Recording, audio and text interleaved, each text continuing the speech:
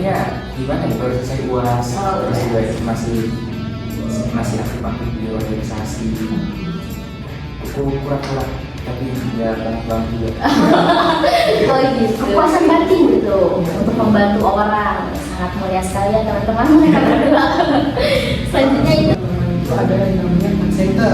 Di Tech Center ini adalah organisasi kemahasiswaan yang bergerak di bidang perpajakan. Nah, ini biasanya kolaborasi dengan direktorat jenderal pajak.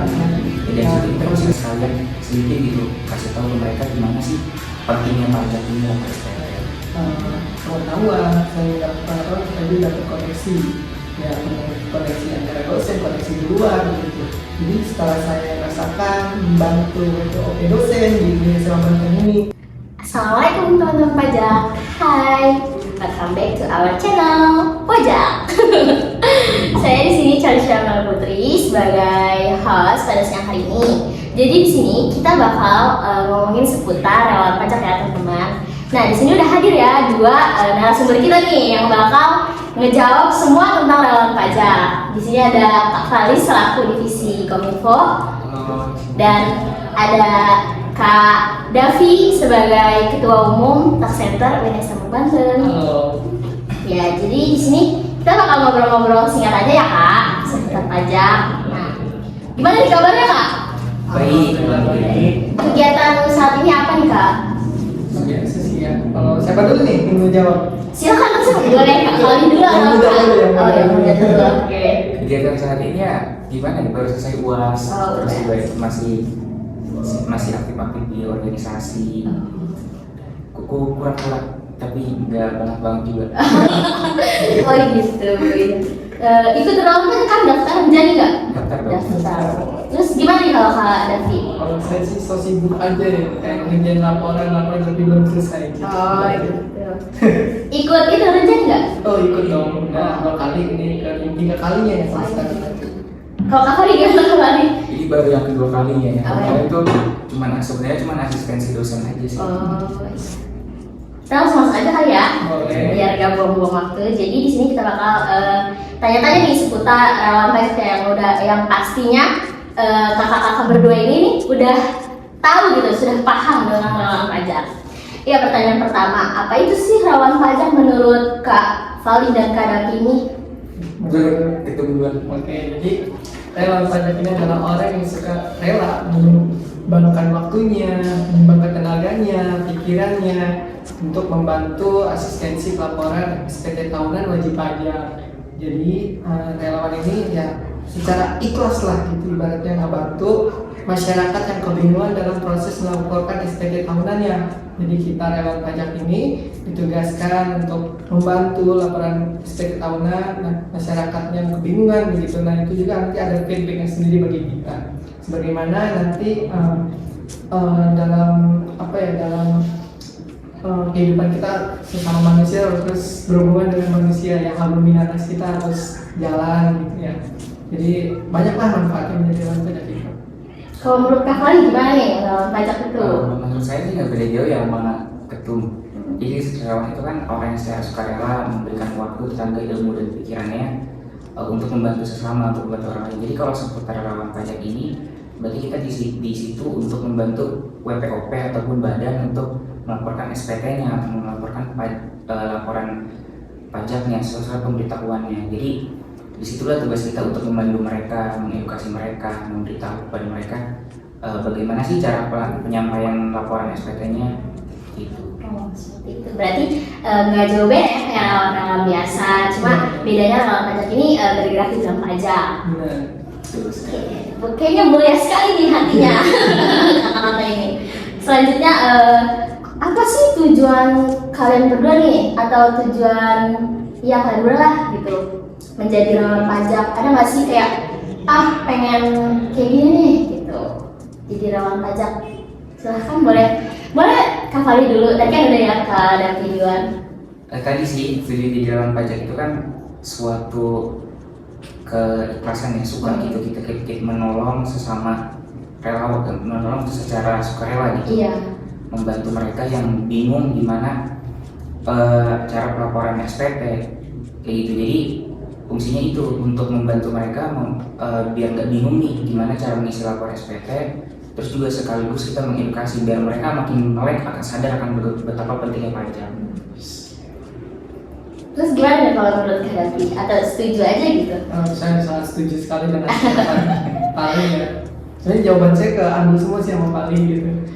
Jadi ya itu tujuan untuk pajak untuk diri sendiri sih ingin mengembangkan ya keilmuan saya tentang perpajakan itu apa aja. Terus juga benar kata paling ingin mendapatkan hal yang beda dengan membantu orang yang kebingungan gitu. Jadi kita juga dapat feedback sendiri. Jadi kita tahu tentang perpajakan itu kayak gimana, kondisi internal kantor pajak itu kayak gimana, terus melaporkan SPT itu kayak gimana. Mungkin banyak yang ilmu yang kita ambil dari setelah menjadi keterangan pajak kemarin ya. Makanya kita tertarik gitu untuk mendaftarkan diri lagi karena masih kurang masih kurang puas gitu. Terus kurang puas untuk menggali ilmunya lebih dalam lagi gitu. Berarti tujuan kakak berdua ini kayak kepuasan batin gitu untuk membantu orang. Sangat mulia sekali ya teman-teman mereka berdua. Selanjutnya itu gimana sih cara kita nih orang-orang awam gitu buat daftar relawan pajak? Bisa dijelaskan mungkin dari Kak Davi yang udah 3 kali nih teman-teman. Oke, untuk cara relawan pajak, jadi teman-teman kalau untuk orang awam ya ingin mendaftarkan diri jadi relawan pajak, pastikan dulu bahwa kampus teman-teman itu ada yang namanya tax center. Jadi tax center ini adalah organisasi kemahasiswaan yang bergerak di bidang perpajakan. Nah ini biasanya kolaborasi dengan Direktorat Jenderal Pajak ya. Nah apabila teman-teman sudah tahu bahwa di kampus sudah ada tax center, nah di situ bisa ditanyakan teman-teman apakah tax center ini membuka relawan pajak, apakah bagaimana, lalu prosesnya bagaimana, begitu cara masuknya bagaimana, terus dan lagi kalau misalkan sekarang ya ada program baru namanya Renjani, jadi relawan pajak untuk negeri. Nah kalau untuk sekarang itu pendaftarannya berbeda dengan tahun sebelumnya. Kalau sekarang itu melalui aplikasi. Jadi di situ teman-teman disuruh dibuat esai, terus dibuat juga tujuannya, terus ada juga alur wawancaranya dari tax center, dari internal tax center kampus itu sendiri begitu. Namun setelah tax centernya tersebut ACC, maka nanti akan ada namanya pelatihan yang diberikan oleh Direktorat Jenderal Pajak melalui video-video yang ada di aplikasi tersebut. Nah setelah ada video nanti di para calon pajak ini wajib mengisi kuis, yang dimana kuis itu ada nilai batasnya. Nah teman-teman harus tembus nilai batasnya itu. Jadi ketika tembus maka nanti ada pengumuman lebih lanjut lagi bahwa teman-teman sudah terima menjadi relawan pajak begitu, bukan calon relawan pajak lagi, akan tetapi teman-teman sudah menjadi relawan pajak begitu. Oh, seperti itu. Berarti prosesnya panjang banget ya Kak. Panjang banget. Pasti capek banget gak sih? Tapi kebayar ya. Kebayar. Terus selanjutnya ada nggak sih nih manfaat yang kalian terima atau yang kalian rasakan nih dari menjadi relawan pajak? Ada banyak. Bisa disebutkan? Mungkin teman-teman yang belum tahu nih ya bisa jadi kayak oh iya karena manfaatnya banyak buat kita gitu, jadi pengen ikut relawan pajak ini. Gimana? Coba kalian. Yang pasti yang pertama tuh nambah ilmu ya, pengetahuan.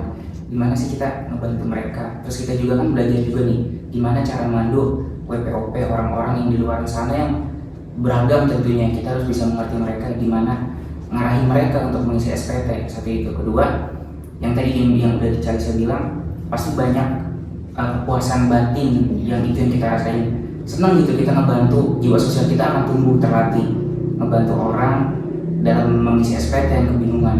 Terus yang ketiga juga kita bisa mengedukasi masyarakat di luar sana yang nggak tahu tentang pajak. Ya dari situ kita bisa sekalian selipin gitu, kasih tahu ke mereka gimana sih pentingnya pajak ini lapor SPT gitu. Kalau menurut Kak Davi gimana? Tentunya banyak sekali ya pengalaman yang kita ambil dari program kita mengikuti dari pajak ini. Ya tadi benar kata Pak, jadi kita mendapatkan pengetahuan. Selain mendapat pengetahuan, kita juga dapat koneksi, ya koneksi antara dosen, koneksi di luar begitu. Jadi setelah saya rasakan membantu WPOP dosen di UIN Banten ini, banyak dosen-dosen, teman-teman, bahkan tetangga saya yang ingin dibantu untuk melaporkan SPT tahunan begitu. Jadi teman-teman ini dan dosen-dosen ini sudah mengenal gitu tax center ini ada Davi loh. Davi itu yang membantu SPT tahunan yang begitu, jadi lebih dikenal lagi tax center dan Davinya begitu. Mungkin ada kayak koneksi di luar juga gitu dari tetangga dan lain-lain, itu sangat membantu ya. Jadi ketika tetangganya kebingungan, terus kita ada hadir di situ untuk membantu melaporkan SPT tahunan, karena kita sudah tahu nih kayak lapor SPT tahunan itu begini loh caranya gitu. Mungkin banyak sekali yang manfaatnya ya kali ya. Banyak banget yang dirasakan. Berarti banyak banget ya Kak manfaat-manfaat yang bakal kita ambil gitu dari ikut relawan pajak ini.